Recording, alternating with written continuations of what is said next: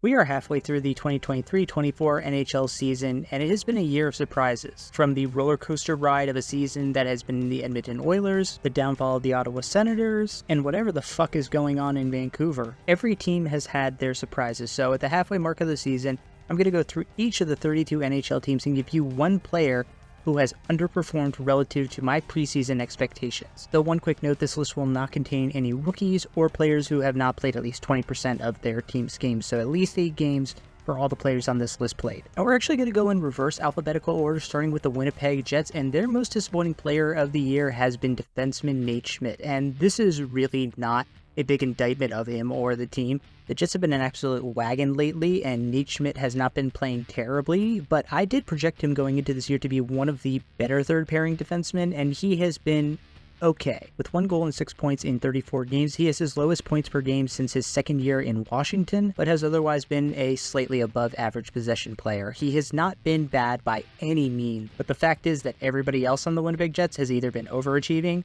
or playing up to expectations, so Schmidt being slightly below expectations is putting him on this list. Next up, we have the Washington Capitals, and this is one that hurts my heart. The biggest underachiever for the Caps this year is Nicklas Backstrom. Yes, he did qualify. He played in 8 games this year before he left due to medical issues / potentially retiring, but during those 8 games, it was very clear that Backstrom was still suffering from that injury, even though he said he had recovered. And the stats back that up. He had only 1 point and was a -3 in those 8 games. Possession stats were in the toilet. He was just not an effective player this year. And you might think that it's odd that I had him penciled in as a competent second-line center behind Kuznetsov. And maybe I was a bit overzealous, but I was really hoping that he had fully recovered and his game, which was not that predicated on speed or power, was going to be able to recover after that surgery. And unfortunately, he just didn't have it in the tank. Love you, Nicky, but it's probably a good thing you stepped away, both for yourself and for the team. Next up, we have the Vegas Golden Knights, whose biggest underachiever on the year has been fourth-liner Will Carrier. And it might be odd to have a fourth-line guy as your biggest underachiever, and that also goes to the fact that Vegas is just a completely stacked team. But I thought Carrier was going to be a linchpin of one of the best fourth lines in the NHL, but that just has not been the case. He does have 5 goals in 33 games, but only 2 assists for 7 total points. He has been a very solid possession player, which is exactly what you want in a fourth liner, but just compared to his previous years, he's taken a bit of a step back. And just like Schmidt in Winnipeg, Vegas doesn't really have any players who are massively underachieving, so Will Carrier taking a slight step back puts him on this list for that team. Now, there is an obvious standout for underachiever on the Vancouver Canucks, despite the fact that they've had a very successful season, and that's Andrei Kuzmenko. Coming off a year where he had almost 40 goals and 75 points in 81 games, Kuzmenko's taken a step back with only 8 goals and 19 points in 35 games. Now, in large part, his success last year was due to the fact that he had an absurdly high shooting percentage, and this year it has dipped down to about the average. He's shooting at 15%. But still, on a team that is scoring as much as the Canucks are this year, to only have 11 assists and to be only 1 point ahead of defenseman Tyler Myers in points, that's pretty disappointing for the young Russian superstar, even though he has missed a few games due to injury. Now, Toronto has a pretty obvious one as well, and is between the pipes. Ilya Samsonov was projected to be the starting goaltender going into this year, but his play has fallen completely off of a cliff this year. He was sent down to the minors, just been recalled, couldn't secure the starting job even with their young stunned goaltender Jason Wool going down with injury, and his .862 save percentage is among the worst of NHL goaltenders. We tried to warn you, Toronto fans. The guy is great when he's on, but he's inconsistent as hell and will let up a bunch of stupid goals when he's not. And speaking of disappointing Russian goaltenders, that's also been the case for Tampa Bay, as Andrei Vasilevsky has been their biggest disappointment of the season so far.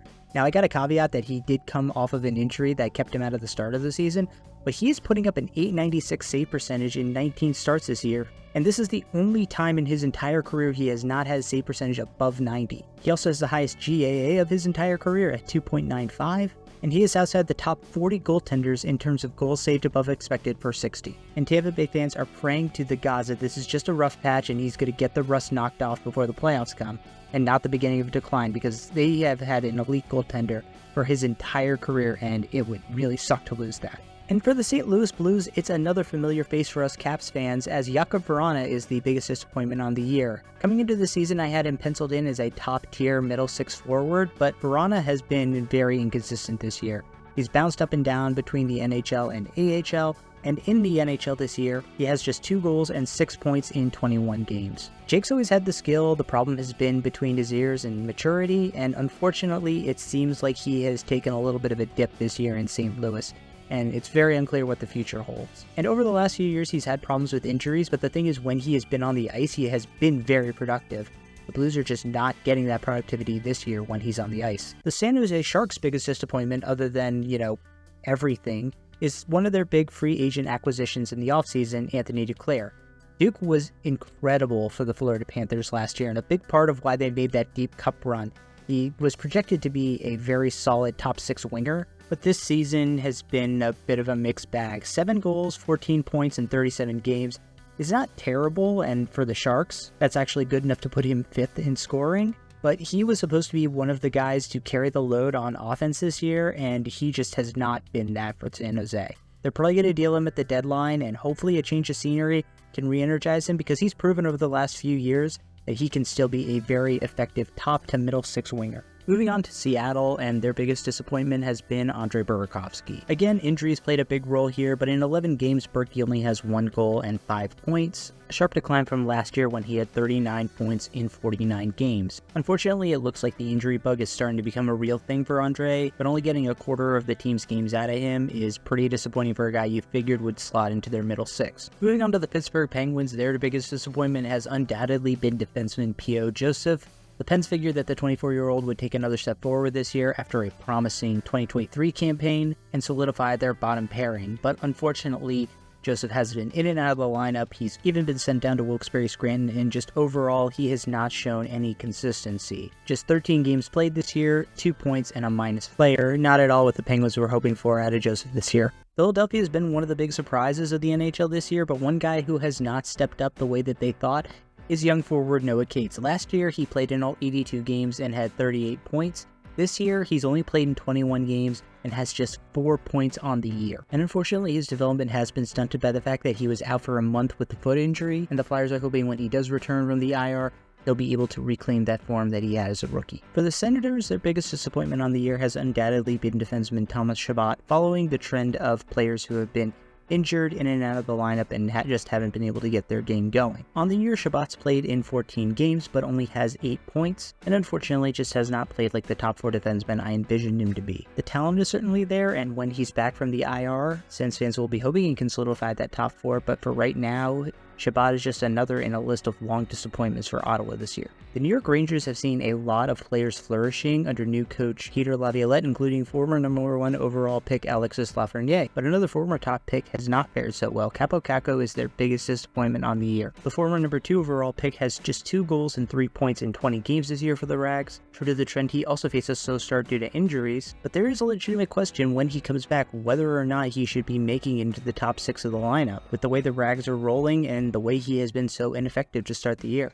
Now, Ryan Pulock was supposed to anchor a pretty decent top pairing for the New York Islanders, and this year he has been anything but that. Through 25 games, Pulock has only 2 goals and 6 points, but the big problem is his possession metrics. He has a 41.2 Corsi for in his 25 games this year, which is among the worst for all defensemen who have played at least 500 minutes this year. Once again, the injury bug is a real thing. He was on the IR last month, but unfortunately when he was in the lineup, Pulock just was not that top pairing defenseman that the Islanders envisioned, and it's something that they desperately need if they want to hang on in the playoff hunt. Now for the New Jersey Devils, Timo Meier was supposed to make up what was a deadly second line that would have put him alongside Nico Hischier and Dawson Mercer. Unfortunately, his second season in Newark has not been very fruitful. He has 15 points in 28 games compared to last season, where he had 14 points in 21 games with the Devils. And surprise, surprise, Meier has been in and out of the lineup with a mysterious injury, but now that the Devs are missing guys like Jack Hughes, they desperately need Timo Meier to regain his form and become that legitimate top 6 forward. Moving on to the Nashville Predators, Cody Glass wasn't expected to lead the team in scoring or anything like that. He was penciled in to be a bottom 6 forward, but after a campaign where he scored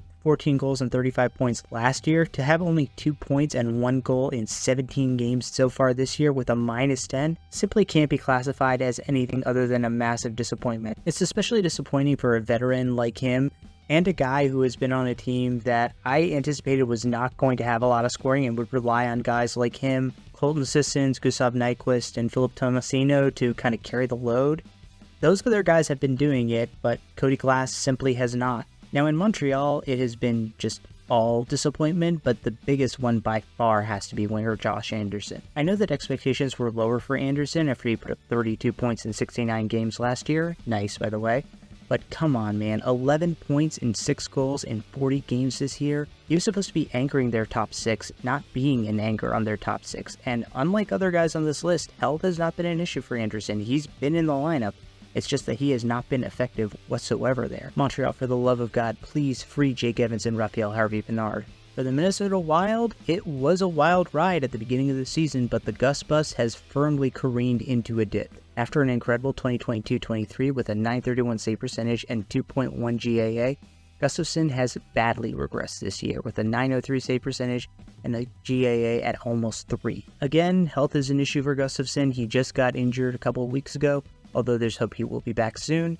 But even when Gustafsson was healthy, he was losing his net to the geriatric Marc-Andre Fleury, which is not a great sign for the Wild. Next up, the LA Kings, and I said in the offseason the trade was terrible, but Pierre-Luc Dubois has been undoubtedly their biggest disappointment. The guy has an $8.5 million cap hit to put up 7 goals and 16 points in 37 games. And incredibly, he's a -9 on an LA Kings team that has a +29 goal differential. And you know what hurts even worse? The fact that Velarde and Iafallo have just been thriving in Winnipeg, as the Jets are now the hottest team in the NHL. Horrible trade at the time, and it's gotten even worse by the fact that Dubois has underperformed even my expectations of him to be a solid second liner. On to Florida, and this one is going to be very controversial, but I think their biggest disappointment on the year has been their star, Matthew Tkachuk. I mean, the guy's coming off a back-to-back 40-goal, 100-point seasons, and currently has 11 goals and 39 points in 40 games.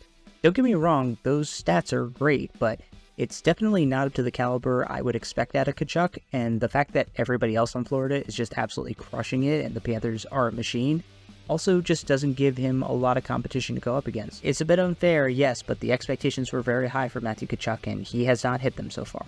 Moving on to Edmonton, and you could pick either of the 2 starting goaltenders that they had at the beginning of the year. I went with Jack Campbell just because he's getting paid so much money, and because he was so bad that he's not even on the team anymore. At least Stuart Skinner has been passable as a goalie recently, but Campbell was just an abject disaster for the Oilers. I mean, an .873 save percentage and a GAA over 4.5, that's just pathetic for a guy making that much money to be a starting goaltender in the league. Now for the Red Wings, David Perron was supposed to be a stabilizing veteran influence in their middle 6, who still had a good amount of productivity left in the tank, or at least so I thought. But this year, 9 goals and 17 points in 34 games. That's his lowest points per 60 since he was back on the Pittsburgh Penguins in 2015-16. Unlike some of the others on this list, Perron hasn't been terrible, but I was still expecting him to be, a 50-60 point guy, and right now, he's looking like a 30-40 point guy, maybe 50 if he gets hot. Next up, we have Ty Dellandrea of the Dallas Stars. Now, he was only projected to be a bottom 6 forward, so you might be thinking that it's hard for somebody like that to really be a disappointment, but with only 2 points in 19 games this year, that's a far cry from the guy who put up almost 30 points in a full season in 2022-23. And possession-wise, Dellandrea has been brutal for a guy who's on the 4th line of a very good Dallas team with a 43.9 Corsi .4%. And as a result, Dellandrea has been in and out of the Stars lineup, and it's kind of hard to knock the coaching staff for not making him an everyday player. Now for the Colorado Avalanche, defenseman Bowen Byram was supposed to be taking that next step and solidifying himself as that number 4 defenseman for the Avs. Unfortunately, he had just not found consistency at all this year. He does have 6 goals and 12 points in 39 games, which isn't terrible, but it is half of his production in the same number of games as last year. His possession numbers are above average, but not great, and he has taken a lot of penalties this year. It's been inconsistent to say the least. Now let's face it, for the Columbus Blue Jackets, just about everything that could go wrong has gone wrong this year, but the player that they were really counting on to kind of stabilize this team is Johnny Gaudreau, and unfortunately he has not done that. 7 goals, 25 points in 42 games, making it his lowest points per 60 of his entire career. He is still leading the Blue Jackets in scoring. He's tied with Zach Werenski, but that's kind of like being the soberest Irish person on St. Patrick's Day. Now, expectations weren't high going into this year for the Chicago Blackhawks, which is why it's hard to find any most disappointing players, because I just didn't have high expectations of anybody. But that being said, their most disappointing player has been unquestionably the former 17th overall pick, Lucas Reichel. Reichel had a pretty promising sophomore season for the Blackhawks last year, with 15 points and 7 goals in 23 games. This year, half a season played, 41 games, just 9 points and 3 goals. That is absolutely not the step forward that Blackhawks fans were envisioning for Reichel. And honestly, with how banged up the Blackhawks have been this year, this should have been an opportunity for Reichel to step up, get some top 6 minutes, and establish himself as at least a top 9 guy. Unfortunately, he just has not done that at all. And when guys like Bedard, Hall, Tyler Johnson, Beauvillier, Foligno, and CU eventually do come back, he might get pushed out of the lineup altogether. Carolina has had a big problem all year in between the pipes. Both their goaltenders have been pretty underwhelming. Obviously, Freddie Anderson going down with injury was a devastating blow, but Carolina's been looking for somebody to replace him, and they've relied on Antti Ranta pretty heavily. And unfortunately for the Canes, when he has played, the veteran goaltender has been pretty putrid. 861 save percentage and a 3.36 GAA. He has completely ceded the goal to young Peter Kochetkov, who hasn't been spectacular this year, but has been significantly better than Ranta. And if something is going to slow down this Carolina Hurricanes team, it's going to be their goaltending. They need Freddie Anderson back in the worst way possible.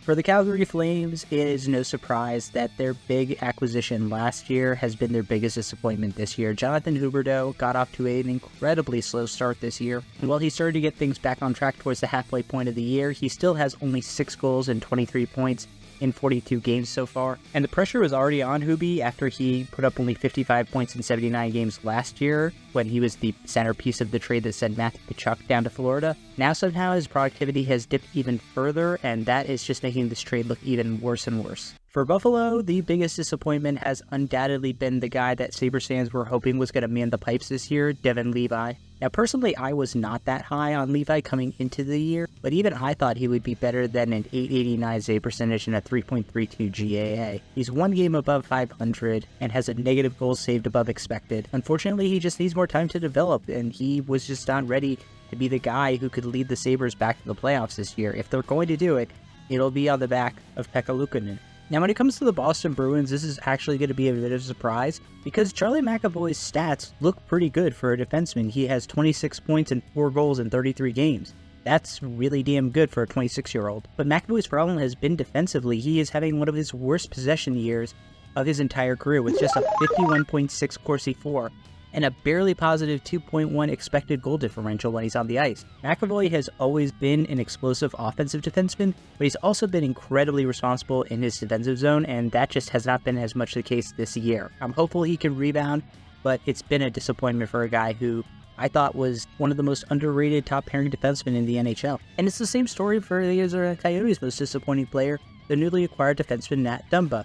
Now, Dumpa's never been as big of an offensive weapon as McAvoy, but he's always been fairly responsible in his defensive zone.